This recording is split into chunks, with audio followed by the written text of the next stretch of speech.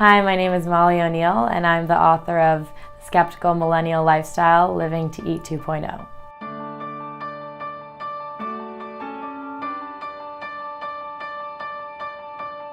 My book is for millennials. I wrote my book with the intention of giving millennials a guide that would help them through the process of understanding what an individual can do to change their life in a way that is healthy and happy and doesn't require struggling through the old ways that didn't work for past generations that we need clarity on.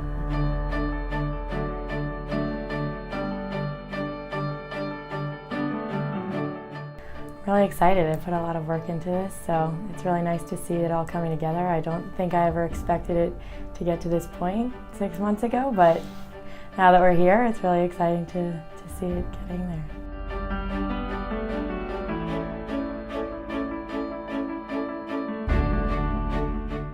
First I thought it was a joke, and then once it got past that point and we actually started writing, I don't think that I had the confidence in myself to get to that point. After going through the process, actually beginning writing, doing the interviews, that's when it kind of came to the point where I saw that that actually was reality and I was actually writing a book. And I think the moment that it hit me the most was actually sitting down and sharing the stories that I had gotten from my interviews and from all the research I had done. And then when I saw it completely done and handing in my draft, I think that was the moment that really sunk in. But I definitely came a long way. My mindset came a long way, and my confidence in my ability to write did too.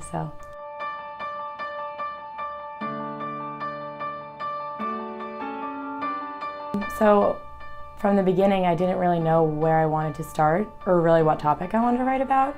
I think what helped me the most in writing the book was realizing what I was most frustrated with, and I kind of started with that approach. What makes me the most angry in my daily life, and it was a mix of my health issues and having to experiment a lot with my diet to try and fix those, and then just being a woman and having to deal with the pressures of society and how you're constantly hearing about different diets and different eating plans and different exercises, and it never really seems like there's one coherent answer, and I think that really bothered me. So that's where I began.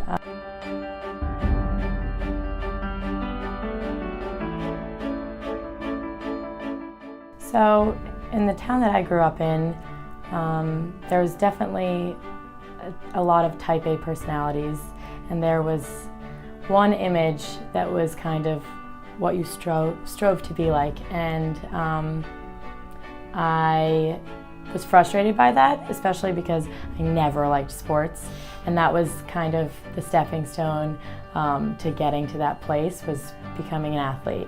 And I played every sport out there. I tried dance, everything, just did not really become passionate about any of it.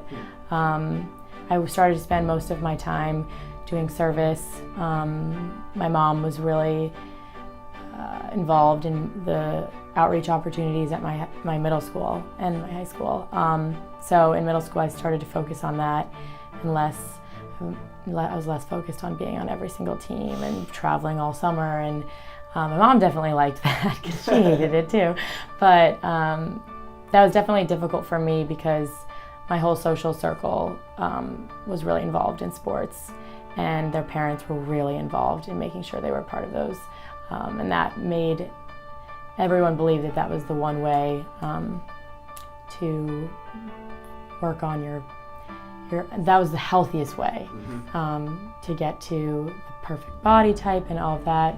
And then it got to high school, and I went to a private school for high school, so I wasn't with the same people, but I'm still to this day very close with all of those people. And when they came to high school and they started to realize that they didn't really love sports anymore either, and they didn't really like the methods that were surrounding them with how to get a healthy lifestyle.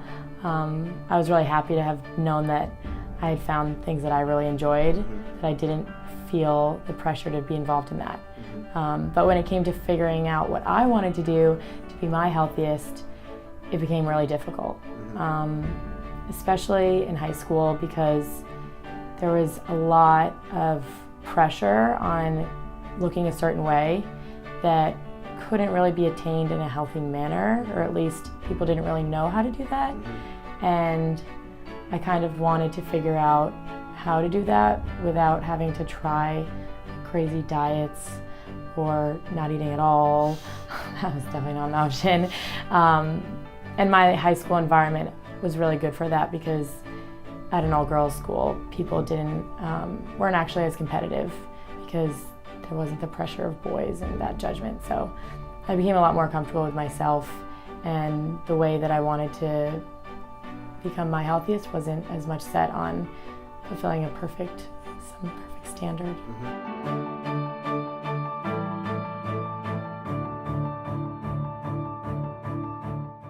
So I think that what's most difficult for my generation is how many resources we have for information. So my whole social circle is pretty addicted to social media. We have the resource of the internet, and you can read a billion different publications discussing the same topics, but they may not say all the same things, and they often don't. So especially with health, when you try to find one answer, it's impossible. One person will say that this diet is amazing, it works for everyone. One person will say it doesn't work for anyone. You have to be able to decide what's going to work for you and what's not. So the way that I've found to do that is to become skeptical and not trusting every source that you read, because if you do that, you're never going to find a coherent answer. You're just going to find a million of them. So the skeptical model seemed like the right approach, because if you take everything with a little bit of skepticism, then you'll be able to kind of weed out what options aren't going to work for you and what will. Because if you don't read up and become informed about a lot of these diets and like nutrition plans, you'll find that you're not going to do them right, or you're not really going to get any results from them.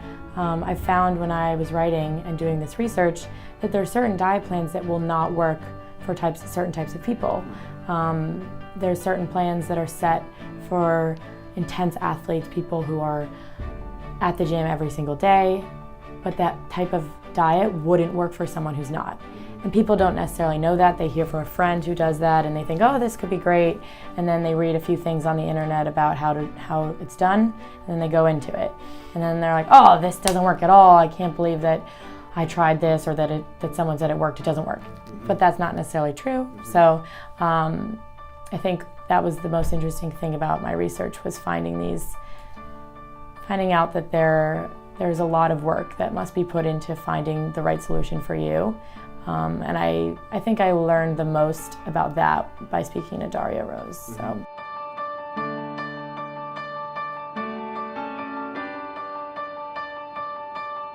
So I was struggling a lot in the beginning to find resources to guide me towards my answers and my storyline.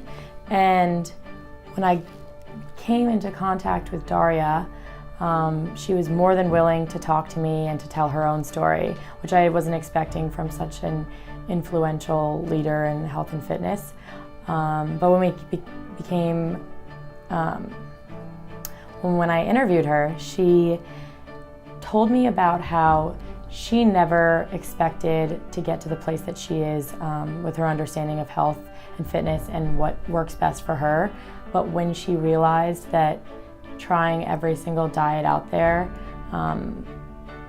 wasn't actually going to work for her, and that she needed to find what was the best for her specific body type and lifestyle, that's when it changed for her, because she knew what she was focusing on was more deep into her core motives and interests, and not as much trying to fit into the mold that these diet fads have set. And it took her a long time to figure out what was going to work and what wouldn't.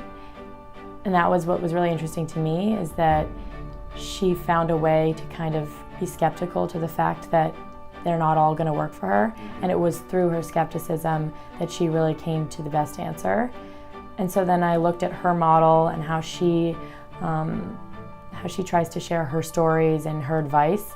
And what her focus is living a lifestyle that you enjoy, that you're happy with, and not striving to have a perfect body for someone else, to make everyone else happy, to fulfill these expectations around her. And it was in that I realized there's a way to approach health and fitness that isn't dreadful and could actually bring you to a place of peace with yourself that wasn't always going to be tested by what everyone else was thinking. So one of her greatest pieces of advice was that motivation to live a new lifestyle, to try a new diet, to change your nutrition plans and your fitness goals was something that had to come from inside of you, and not so that you are going to change your body for your mom or your boyfriend or your school.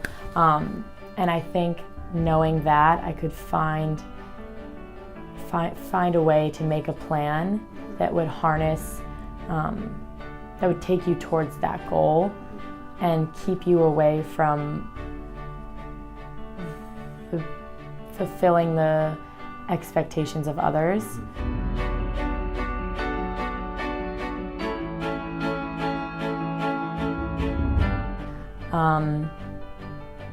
So she shared her story with me. She gave me advice on how to be skeptical. That was something I was really focused on, was finding out from her how she has made it through her career and through sharing stories and advice without trusting the wrong sources or sharing the wrong information. I was really confused on how anyone would be able to fully determine whether some diet plan works or some diet plan doesn't, or what if a food is healthy or not. And she said that the most important thing is spending the time to become informed. And she's focused her studies on science, and like as a neurobiologist, she has spent a lot of time researching food and the body and all of that. So she has absolutely spent time becoming informed, but I knew that wasn't necessarily realistic for every person. So I wanted to see what she suggested could be a source of guidance for just the average person. And her biggest focus is on eating real food and not looking for labels and reading through labels and trying to become informed on all of these chemical names that you don't know, and seeing which ones are the better or which are worse, and whether calories are more important or fat. It was more to her seeking genuine products with integrity, things that you could look at and say, I have a strong feeling, I know where this is coming from, I can picture its origin. And that model is something that everyone can look toward, and she has found ways to make that approach more accessible to people who would assume I can't eat that type of lifestyle because I can't shop at Whole Foods. Right. And so it was really interesting to hear from her how she's kind of managed to use this model and make it work for all types of people. I think that's one of the most important parts of my book, is realizing that living a healthy lifestyle and being happy with your body and your mental and physical state, that is available for all people. It's just choosing to figure out how you're going to have that life with your own, by taking into account your own lifestyle. Yep. And applying all of the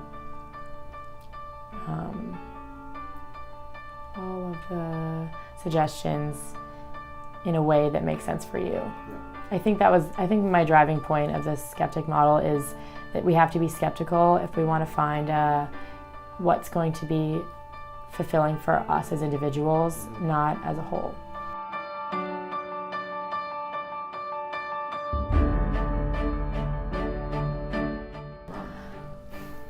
I learned a lot, that's for sure, and I also was surprised, constantly surprised. I think it scared me to realize how little I know and how much I've been deceived. So I think the first thing that I was frustrated with that I wanted to look into was labels. And that's something I've always struggled with.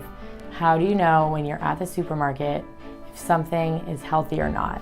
And it bothered me so much because you would look at a Kind bar and it says healthy on it and all of these facts, gluten-free, dairy-free, and oh, this is screaming healthy to me. And then you'll hear from someone, oh, well, my nutritionist said that's not actually good for you, or there's a lot of studies that it has too much sugar, you know. So you think that you can be 100% confident that this thing in front of you is perfectly fine for you, and then you read, oh, well, there's actually a lot of downsides to eating Kind bars and things like that. So I found, though, through the research that there's always going to be someone who doesn't agree that a product is good for you. It can be anything, and I think that's where I knew I had to be skeptical if I was going to get anywhere in this process. So I moved on from labels, and especially speaking to Daria and hearing from her that just avoiding labels in general is just going to help you. So that was really interesting.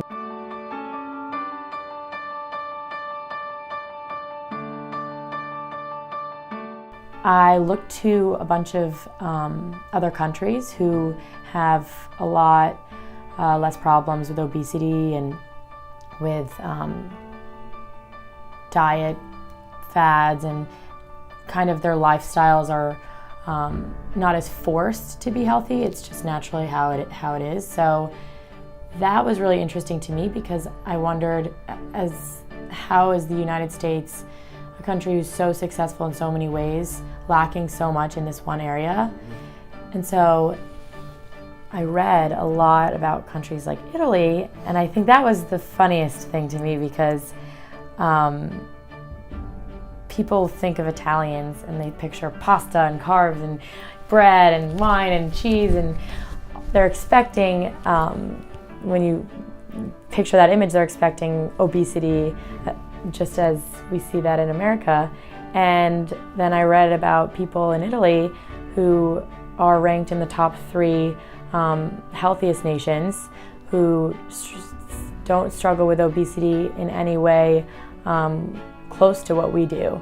And I got to see the models that these countries have that have really worked for them, and that made me optimistic that we could harness that, but we just haven't. So once I looked into that, I learned a lot more about where we're struggling and what we need to work on. And so much of that is education, and also there's a lot more processed foods here than there are in other places, and we look toward convenience more than other places do.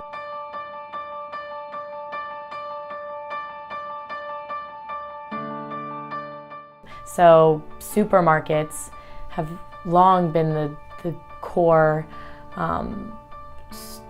source of food for Americans. And when you go to the supermarket, things are really cheap and it's nice and you can get everything in one place, but you're giving up the ability to have fresh food. And I think I learned a lot more about millennials from seeing how much the interest in supermarkets and the convenience has changed over the course of time, because now my generation has a lot more focus on the integrity of their products, and they don't mind spending a few extra minutes going to the meat shop or fish store or the produce stand that they have created a bond with the owners of.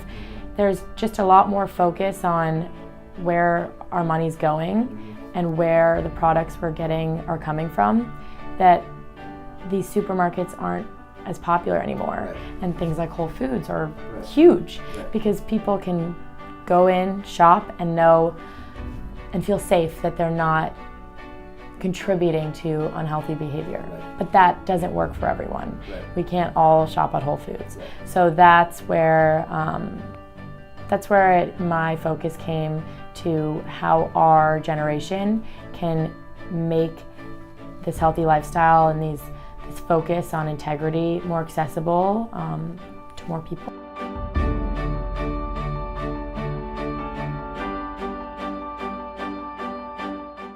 So my process of education, I never really had that much of an understanding of how bad our obesity problem is and how to avoid getting to that point.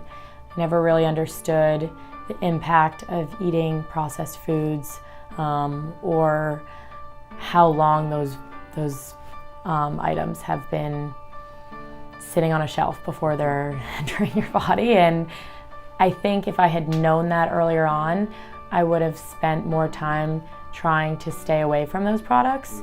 Mm-hmm.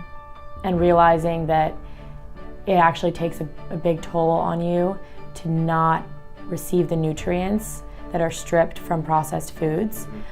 And now I've come to learn that with having health problems. So what I would hope is that this book offers a model that is really easy to use and doesn't require reading every single fact about every type of food and focus and taking 3 hours on the internet just to learn the ins and outs of one single diet plan. I want this to be a model that's accessible for anyone, that shows you the most convenient way to harness a healthy lifestyle that's not going to make you dread eating, that really makes you happier, that keeps you from retreating back to these old diet methods and fitness methods that have not worked. Right. And that's what is so frustrating to me, is that it's so obvious that these old ways aren't working, they didn't work, they're not going to work. Right. So if we don't try to find a solution that's really going to work for everyone, then we're not going to get anywhere with our problem, and it's only getting worse. So what I really want is this model to be something that anyone, any body type, any lifestyle, any diet restrictions can apply in a fairly easy way to their daily life, instead of allowing for more people to spend time and money on lifestyle changes that really only deprive them of happiness and bring them frustration with food, and fitness, which for people who have figured it out have realized that they can actually enjoy eating and not feel guilty and regretful, or they don't have to dread going to a workout. Mm-hmm. They can actually find it as a sort of release for them.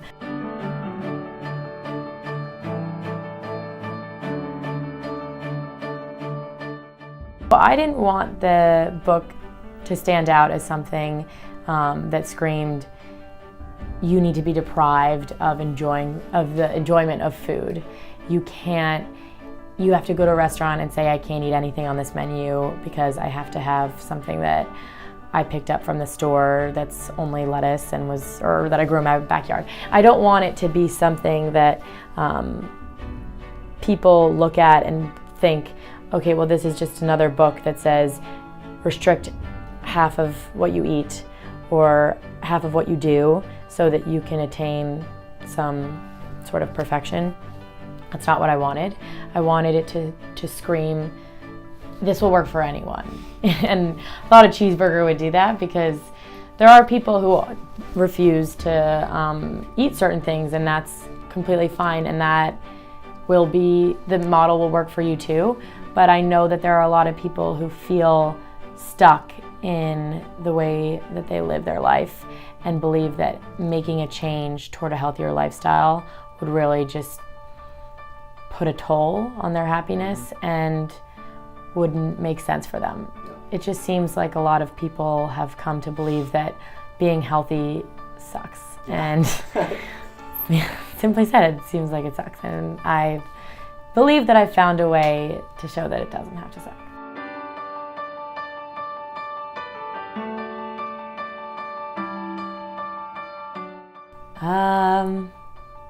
I'm most excited for myself first, just to see it really done. But I think I'm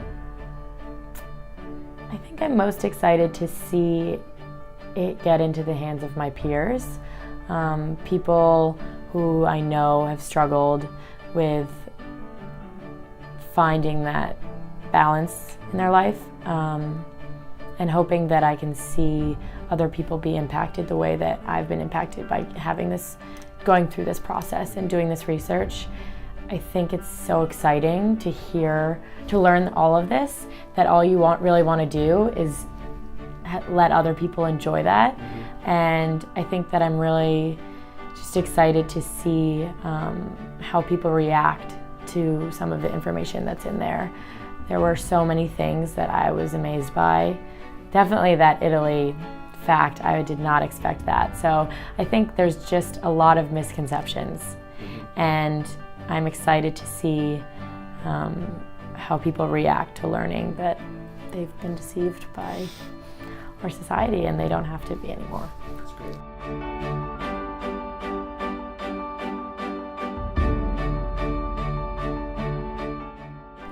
No. And I think it also hit me when I was going through the interview process, and when I spoke to Daria, I had come to the realization that it was happening, that I was writing a book. It still seemed crazy to me, but I didn't realize how crazy it was until I would speak to these professionals, people who've written books, and I told them what I was doing, and they were, "Wait, what? You're writing a book?"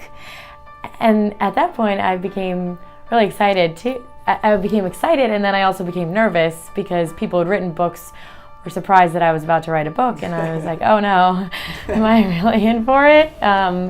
But I think that going through the process and becoming so excited by the stories that you get to share and having the privilege to be able to do this, it makes it so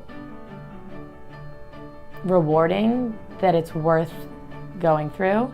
And you see through time that going through that is worth it. And there's a lot of rewards that come out of putting in hard work and speaking to a lot of people, and definitely stepping out of your comfort zone, which I think was really hard for me, was contacting people, like sitting down for a Skype call with someone who's incredibly successful and who I could easily embarrass myself to or say the wrong things.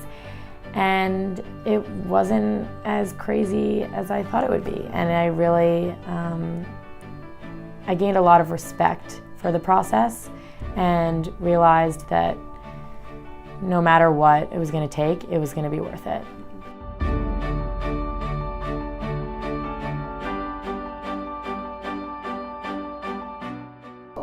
I'm really proud of it.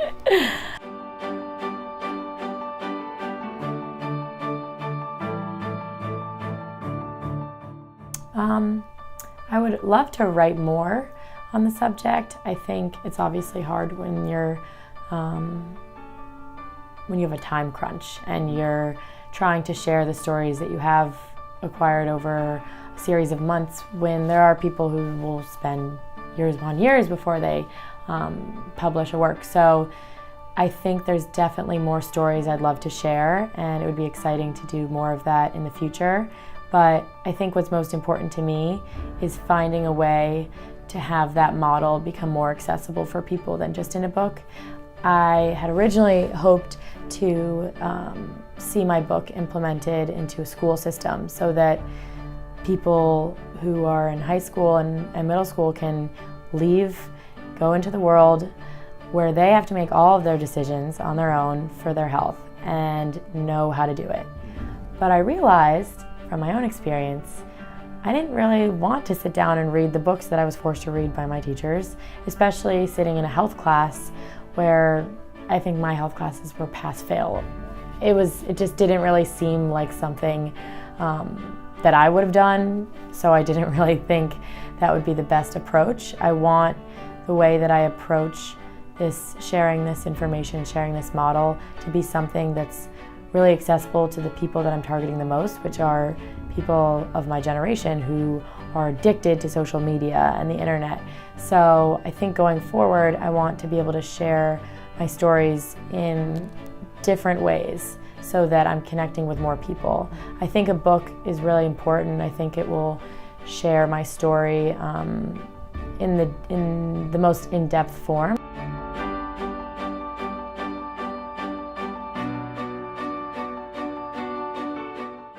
Hi, my name is Molly O'Neill and I'm the author of The Skeptical Millennial Lifestyle. The Skeptical Millennial Lifestyle gives you the tools to debunk the myths that surround all of us with health and fitness, and gives you a framework to really find the answers for health and fitness that are right for you.